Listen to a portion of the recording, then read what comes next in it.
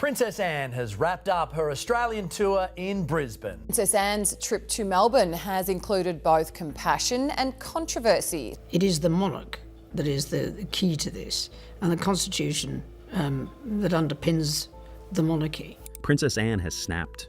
And if you know anything about this woman, you know how serious that is. She has spent over 50 years as the monarchy's iron spine, the one royal who never flinches, never leaks, never breaks. But something is happening right now at Balmoral, the most sacred, most private ground in the entire British royal family. And whatever it is, it has pushed Princess Anne past the point of silence. The tensions inside that family are not just rising, they are exploding. And she is right at the center of it. The Iron Princess, Princess Anne, does not snap. That is not who she is and never has been. She is the Princess Royal, born August 15, 1950. The only daughter of Queen Elizabeth II and Prince Philip, and by any serious measure, the hardest working royal alive. Over 500 official engagements a year, year after year, without complaint, without fanfare, without ever once asking for credit. While Harry moved to California and Andrew retreated into silence, Anne kept showing up. That is not performance, that is identity. She does not bend the rules, she does not manufacture warmth she doesn't feel. Royal insiders describe her composure as total, the kind that only breaks under conditions most people will never face. Here is what matters most for this story. Balmoral Castle, that vast 50,000-acre estate in the Scottish Highlands, is not just a royal property to Princess Anne.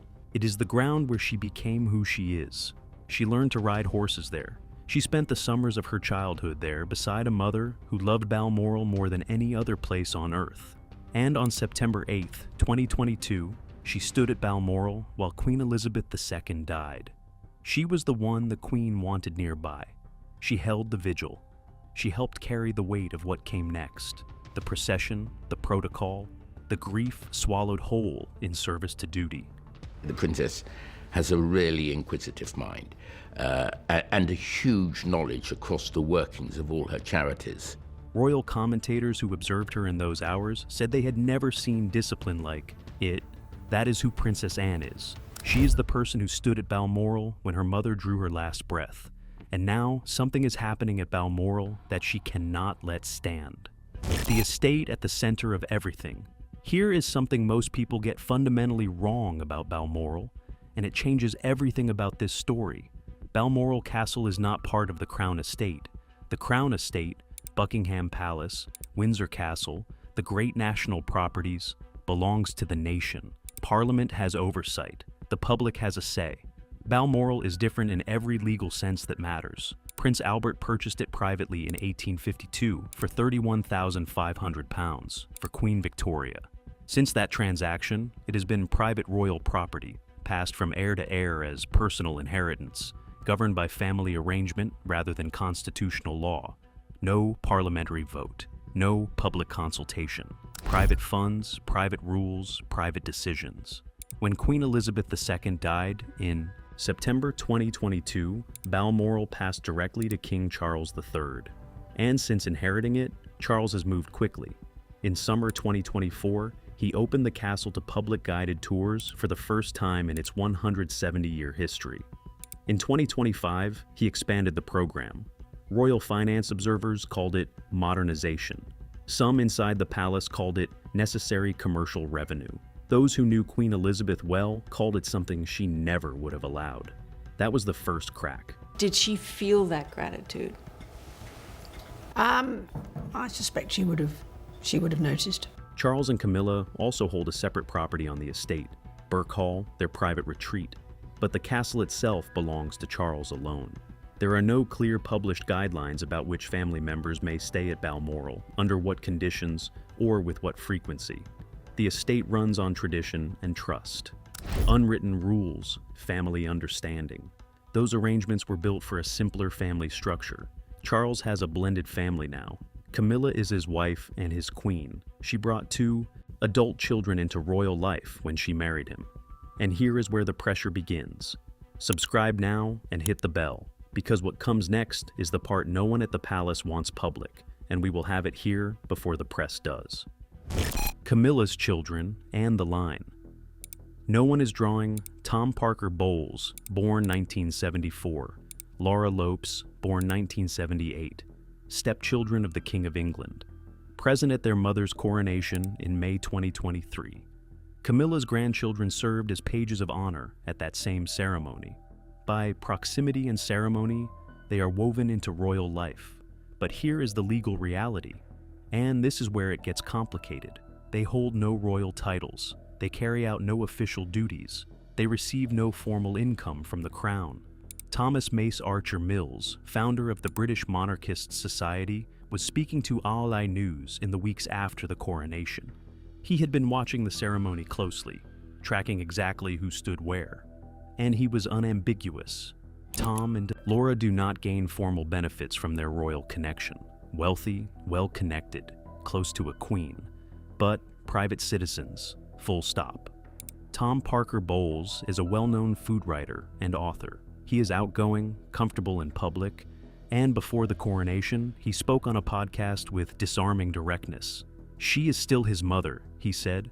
"This is not some endgame. She married the person she loves. It was honest and human, and it landed well."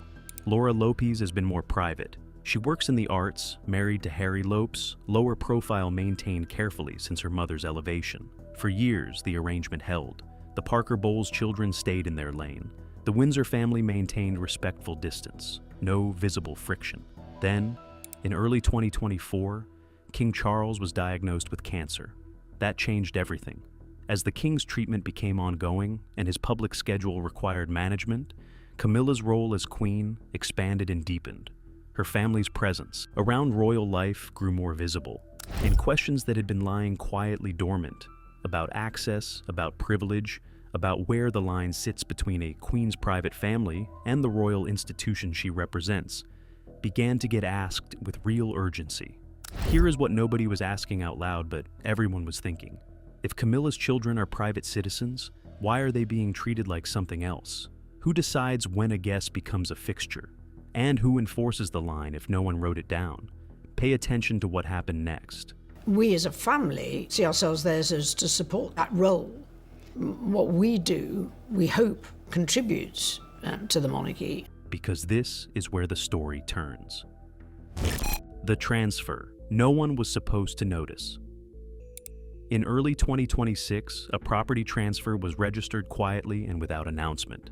Camilla, Queen Consort of the United Kingdom, had signed over ownership of Ray Mill House, her personal estate in Wiltshire, purchased in 1996 for £850,000 after her divorce from Andrew Parker Bowles, to her 2 children.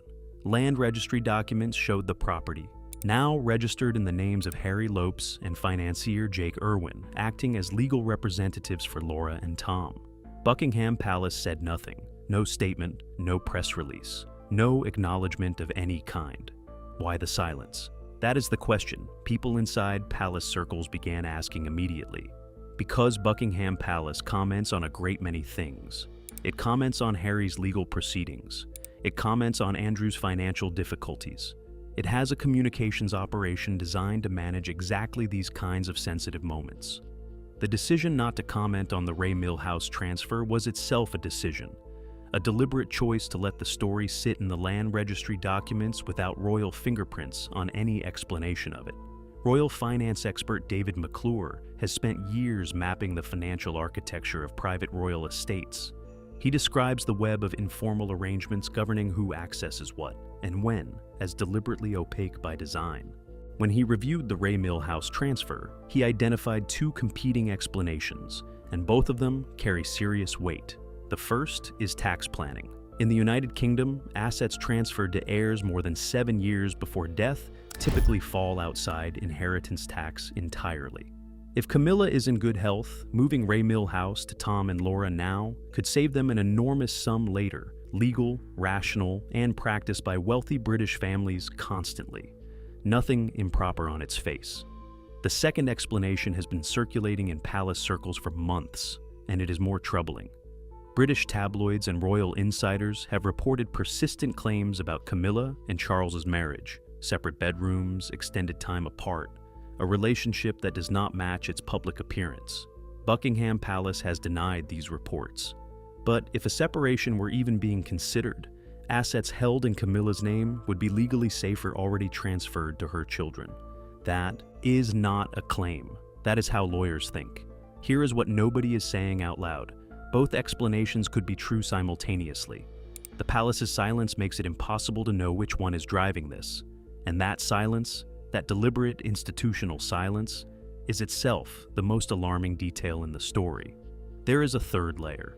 Prince Andrew's ongoing financial difficulties have exposed Charles's personal finances to potential legal scrutiny, including any private transactions between brothers. The palace is acutely aware of what financial examination looks like when it arrives from outside.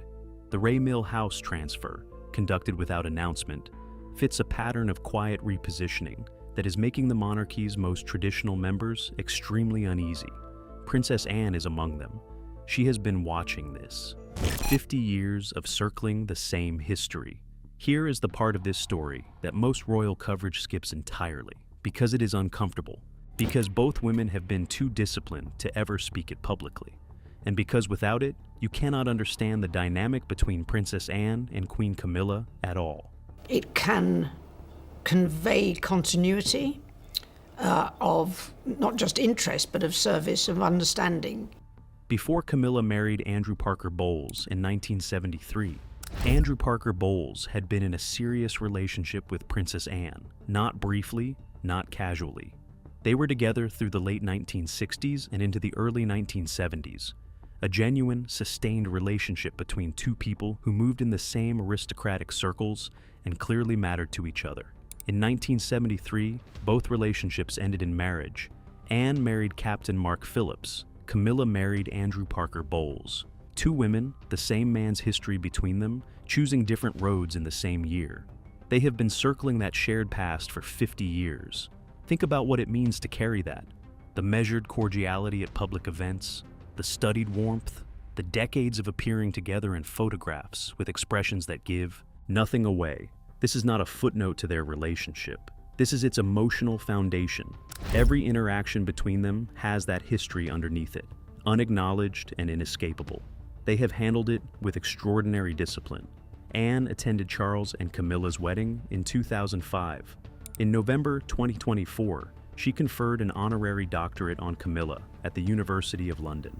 At that same ceremony, a small but precise moment became the talk of palace observers. Camilla invited Anne to enter the room first, and Anne declined, insisting on following formal protocol, entering after Camilla as the higher-ranking royal. Anne's position was simple. Protocol applies regardless of personal feeling. It always has. It always will. That is exactly the code she operates by. Not hostility, not coldness. The rules. The rules are the rules, and they apply to everyone. And that code is precisely what makes Camilla's family's behavior so intolerable to her. Because Tom and Laura Parker, Bowles operate outside every formal structure of the monarchy. No titles, no duties, no obligations, no accountability, while moving through the edges of royal life as though those structures do not apply to them. Anne has given 50 years to those structures, every single day. This is not just policy disagreement, this is personal. The security breach. Nobody calls a breach. Let's be specific about what is actually being reported, because the abstract language around this story has been doing it a disservice. Royal properties, including Balmoral, operate under security protocols managed jointly by the Metropolitan Police and the Royal and VIP Executive Committee, known internally as RAVEC. These are not loose arrangements. They are rigorous, formalized, and designed around a clearly defined list of protected individuals. When additional non-royal people move through these properties, even well-intentioned, well-connected individuals, they introduce variables that the security apparatus must absorb and account for. New entry points, new communication patterns, new exposure. Every additional person is a calculation. This is not theoretical. This is the operational reality of every royal residence in the United Kingdom, and Balmoral, remote, vast, and holding the most private moments of the monarchy's life. It's not a conversation that I would necessarily have. I think it's perfectly true that it is a moment where you need to have that discussion. is among the most security-sensitive of all of them. Princess Anne understands this at the most personal level possible. In 1974, a gunman attempted to kidnap her on the Mall in London. She was in a car. He shot 4 people trying to stop him. She looked him in the eye and refused to get out of the vehicle. She was 23 years old. Royal security is not an abstraction to her. It is a lived reality she has carried for over 50 years. In her own words, on the subject of the monarchy's future, keep it smaller, keep it focused, keep the working royals working, and everyone else at a defined distance. She has spoken publicly against expanding royal titles to new generations, precisely because expansion blurs the line between who belongs to the institution and who is adjacent to it. This is her personal principle, not palace policy. She believes the monarchy survives by being disciplined and purposeful, not by sprawling outward to accommodate the preferences of people who arrived through marriage and chose comfort over commitment. Sources in British royal publications have confirmed that members of the royal family with traditional views, and Anne is the most prominent voice among them, are specifically uncomfortable with how Camilla's family has been accessing royal residences. Not a single incident, a pattern. The gradual drift from invited guests to assumed belonging. David McClure put it plainly. There are no published guidelines governing family member access to Balmoral, no written rules, no formal boundaries. The estate runs on tradition, on implicit understanding, on family trust. That system works perfectly when everyone shares the same values. It fails, fast and quietly, when they don't. What we are watching right now is exactly that failure, happening in slow motion, behind closed doors. And at Balmoral, the ground where Queen Elizabeth died and Princess Anne stood vigil, the stakes are not abstract. They are the most personal stakes she has. The reckoning. Every thread in this story converges on the same pressure point. What does the British monarchy become in the next 5 years, and who gets to decide?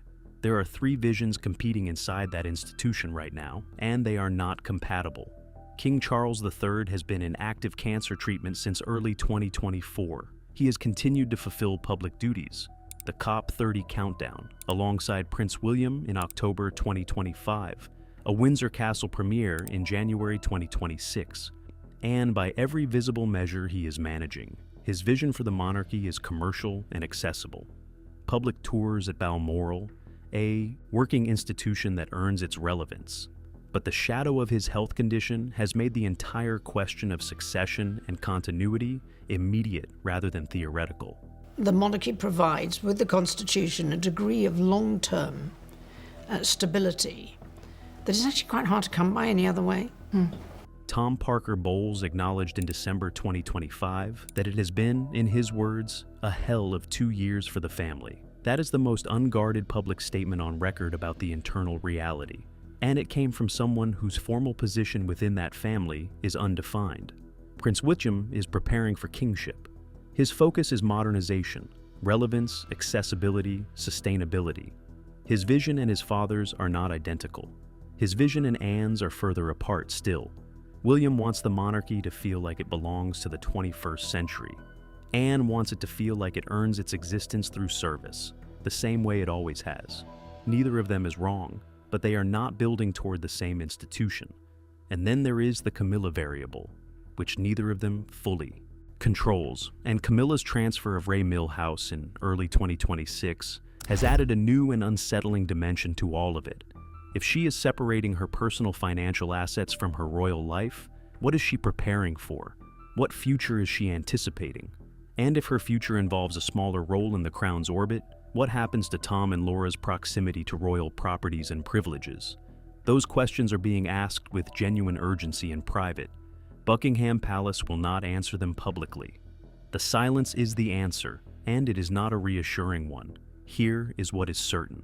The era of vague arrangements and unwritten rules is over. Prince Andrew's financial crisis has placed the king's personal finances under external legal scrutiny. Prince Harry's continuing legal battles have kept the family's internal conflicts in full global view. Charles's health has compressed the succession timeline. Every asset, every access arrangement, every informal boundary is now visible in a way it has never been before. Balmoral is at the center of all of it, not because it is the most valuable royal property, but because it is the most loaded. It is where 5 generations of British monarchs spent their private summers. It is where Queen Elizabeth died. It is where Princess Anne stood and held herself together when everything in her wanted to fall apart. She has watched this institution absorb wars, abdications, divorces, and global scandals. She knows the truth that most people watching from the outside do not. The loud crises never do the lasting damage. It is the quiet ones. The property transfers logged without announcements. The informal access that hardens into assumption. The moment when a private citizen begins to walk through a royal estate as though they were born to it, because no one drew the line clearly enough, early enough, to stop them. This is that moment, right now, in 2026, with Charles's health uncertain and William's succession looming, and Camilla quietly reorganizing her financial life in ways the palace refuses to explain. This is the moment the line either gets drawn or disappears entirely. Princess Anne is standing in that doorway right now. Not loudly, she is never loud, but with the full weight of 74 years, 500 annual engagements, 1 kidnapping attempt, 1 mother buried from the ground she is now fighting to protect, and 50 years of understanding exactly what this institution costs the people who truly serve it. She is not asking for a confrontation. She does not grandstand. She does not leak. She simply applies the same standards she has applied every single day of her working life. The rules are the rules, the line is the line, and she will not pretend otherwise no matter who is standing on the other side of it. She is not moving, and in the British monarchy, that is the loudest possible statement she can make. Subscribe and hit the bell, because the next development in this story will not come from Buckingham Palace. It will come from here first. And leave your answer in the comments. Do you think Camilla's family has crossed a line? Or is this simply what a modern royal family looks like? Let's talk.